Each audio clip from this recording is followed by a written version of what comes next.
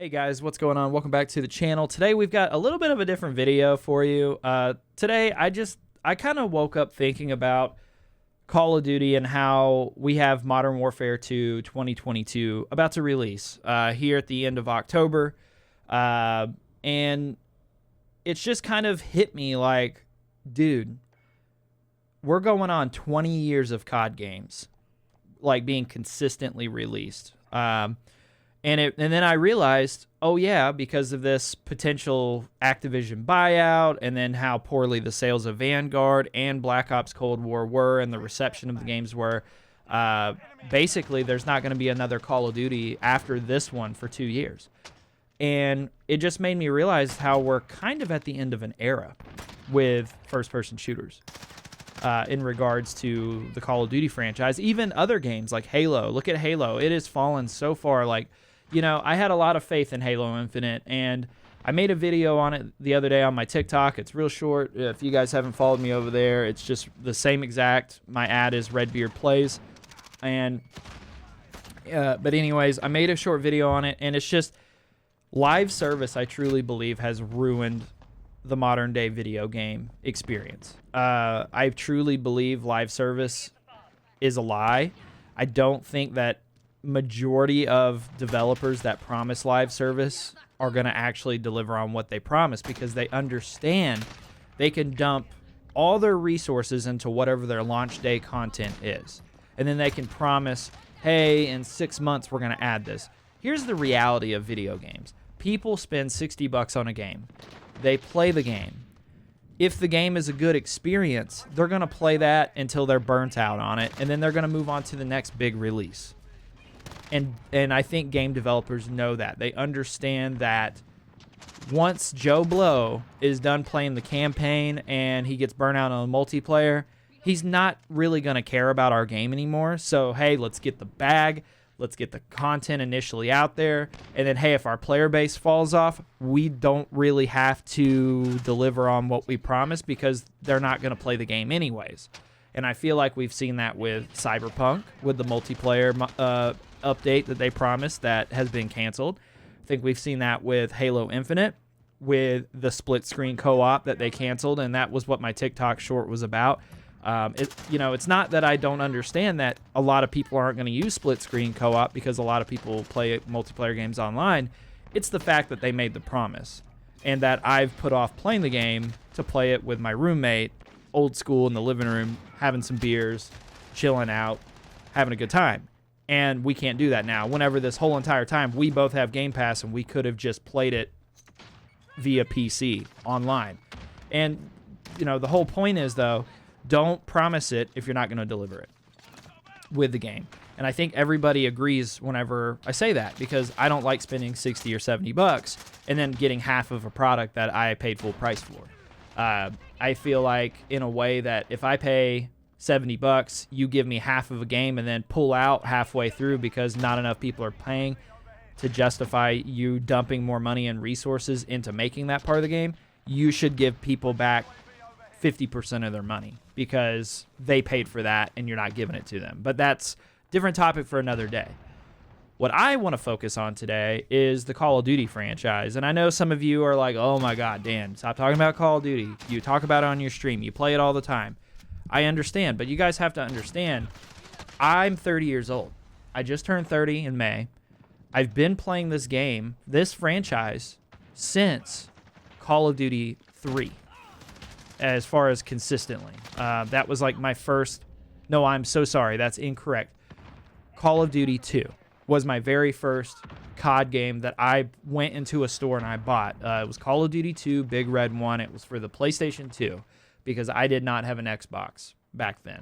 That was before I got an Xbox, and the original, just COD 2, was an exclusive to the Xbox. But I really got to thinking about it. Every year since that year, we have had a Call of Duty release. Every single year. This year will be the last year of the yearly annual releases, as we've all learned. That's not new news, and if you didn't know that, now you do. Modern Warfare 2 2022 is going to be the last game, at least for 2 years, because they're going to basically make their devs spend more time making their next game. And I think that is because we have seen an exhaustion of development. We have seen these developers quite literally, I think, do basically everything that they could do. And unfortunately, a lot of great games, I don't think got the support or the life cycle that they deserved. I think Call of Duty 2 was the initial kick up with how the multiplayer on that works, and then Call of Duty 3. But where we really seen an evolution, and I think everybody watching this will agree, is in Modern Warfare. Call of Duty 4, Modern Warfare. That was the most revolutionary version of Call of Duty, in my honest opinion, until Black Ops 1. And whenever I get to Black Ops 1, I'll explain why I think Black Ops 1 had more to offer than Modern Warfare. But Modern Warfare truly changed the game.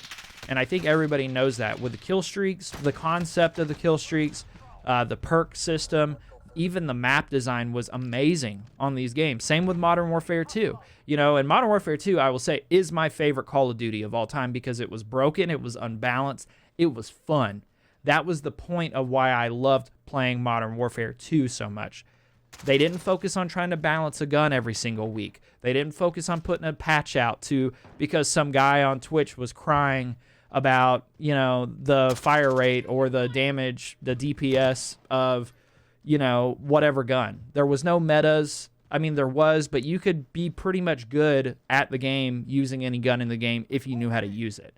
And I don't really feel like that is a thing in Call of Duty anymore. I haven't felt like that's a thing in a long time. I would say probably the last time I felt like I could just pick a gun up and play and be good and have fun was probably Black Ops 3. And I really feel like Infinite Warfare, they really started focusing on metas, and they really started focusing on tweaking and balancing stuff. I mean, they always did that with previous games, but it wasn't as emphasized, I don't feel like. And maybe, you know, that's just nostalgia glasses, you know, that's tainting my vision of the franchise. But I really feel like every game, at least until Black Ops 3, the main focus for the player was, hey, let's have fun. I mean, obviously there was a competitive element, but when you went into a public lobby versus playing in a competitive lobby, whether that was a competitive playlist or just a private lobby with like people that were playing like game battles and stuff like that, public lobbies, I mean, yeah, you had your tryhards and stuff, myself included. Like I had my days that I wanted to sweat, but for the most part, older COD games, you could just get on and play and have a good time with your friends. And I really, truly feel like if we fast forward, especially with World War II, Call of Duty World War II, I feel like we really dove into that. But with Black Ops 1, to go back into Black Ops 1 as far as being revolutionary, you know, that's when we started getting customization for your specialist, face paint, expansion of gun camos a little bit. You know, obviously they just had gold still, but then they brought in custom emblem maker and things like that. I mean, there was a lot that Black Ops 1 offered. And there's a lot of features. I came across a video the other day. I do not remember who posted it. If I come across it again and remember, I will pin it down in the comments so you guys can check it out. But a big thing, though, that a lot of COD games do, though, these developers, they make really great features in these games. And then because they release them yearly, those features don't get carried over or expanded upon into the next game. And I think a great example of that is like Call of Duty Ghosts. Call of Duty Ghosts has a lot of problems. It's by far probably my least favorite COD game, modern Call of Duty game. However, one of the great things about Call of Duty Ghosts was its perk system, and I watched a whole video on this, and it, you know, there's a great breakdown of it as far as like the points and how they work and stuff like that. I won't deep dive into it in this video. I'm just, again, sharing thoughts here, but like, I think that's a great example of a feature that was never carried over into a modern game or reused ever again. And it's really a shame because I feel like you can go through every single game and find stuff like that. I think, for example, in 2018 with Black Ops 4, there's a lot of great elements in that game that were never reused, that we'll probably never see again ever again in a first-person shooter. I honestly loved the fact you didn't auto heal. I liked that you had to be tactical and your gunfights and stuff like that, and that's not really a thing anymore with the modern Call of Duty. They've kind of gotten rid of that.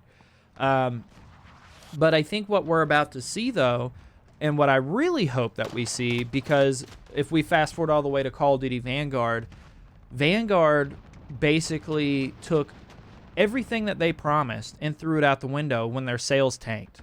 They promised historical accuracy in regards to references of weapons and tactical equipment and things like that. And then we start seeing the gun abomination build videos, like where people just take crazy crazy attachments and just throw them on guns that doesn't make sense. And it's almost like the devs either didn't do any kind of research on the guns that they were doing, or they just didn't care and they knew they had to crunch it out and get it done. And so they just threw it together and made it the way that game is. And I think that's why we're seeing, after Modern Warfare 2 2022, we're not going to have yearly releases of Call of Duty anymore. And truthfully, it's kind of relieving. Again, we were rolling into 20 years of getting a game every single year. Now, I don't know about you, but whenever I really just sit here and I think about that, about a new Call of Duty game coming out every single year, it's kind of an exhausting thought. And I feel for the developers that have had to try to be creative and come up with stuff year after year, because the truth is, I really feel like after the jetpack era, I really truly do believe these people were exhausted for ideas. I don't think that they had any other true ideas that they could come up with. So, I know this is a bit of a tangent, but I guess I'm saying all this to say, like, I'm excited for Modern Warfare 2. I genuinely am, and that may make some of you guys that watch me over on Twitch cringe a little bit, because now you know that means that Dan's probably going to stream it a lot. But you also have to understand, for basically half of my life, I have played this game. I have invested a lot of time, money, and energy and effort into the franchise, and I really genuinely enjoy the core root of it, what it started as. And I know we're so far from that, but I'm just going to be real. I'll be the first to admit that I straight up, when I buy one, I hope that I get a little bit of that back whenever I play the new ones. So, I am excited for Modern Warfare 2. I'm not going to hold my breath. I'm not going to set any expectations, because I've done that for previous games, specifically with Modern Warfare 2019. It was a great game when it first came out. A lot of people didn't think so. I genuinely enjoyed it. Launch day, if you guys were around back then, I did a 24-hour search and destroy live stream alongside another creator, and we had a blast. It was some of the most fun I've ever had playing and streaming a COD game. I kind of hope that this game launches like that. The problem with Modern Warfare 2019, Black Ops Cold War, and Vanguard, and many of you will argue and say it's not the problem, but I've been playing Call of Duty basically half my life, and here's the thing. Because they have so many teams working on this franchise, because they have so many games in development at once, and then they shifted their focus and decided they wanted to focus hardcore on Warzone, which I get it, the Battle Royale craze and all that shit. I don't fucking like Warzone. I play it with my friends whenever they don't want to play multiplayer, or they don't own whatever Call of Duty I want to play, like Vanguard or Black Ops Cold War, or even Modern Warfare 2019. I'll play Warzone with my friends. But it's just not something I want to put a lot of time into. I don't have a lot of fun on it. I truly believe skill-based matchmaking has ruined the experience for having fun. It's become exactly what I said earlier, a total sweat fest. But I like the concept of Warzone. It's just, I think the execution's poor.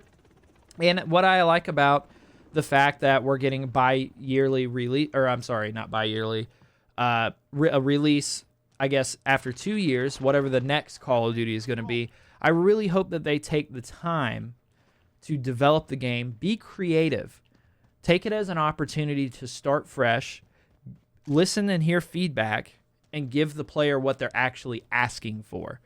Now, we can deep dive into season passes, all that stuff and you know, and battle passes and things like that. I truly think battle passes are the abomination of Call of Duty.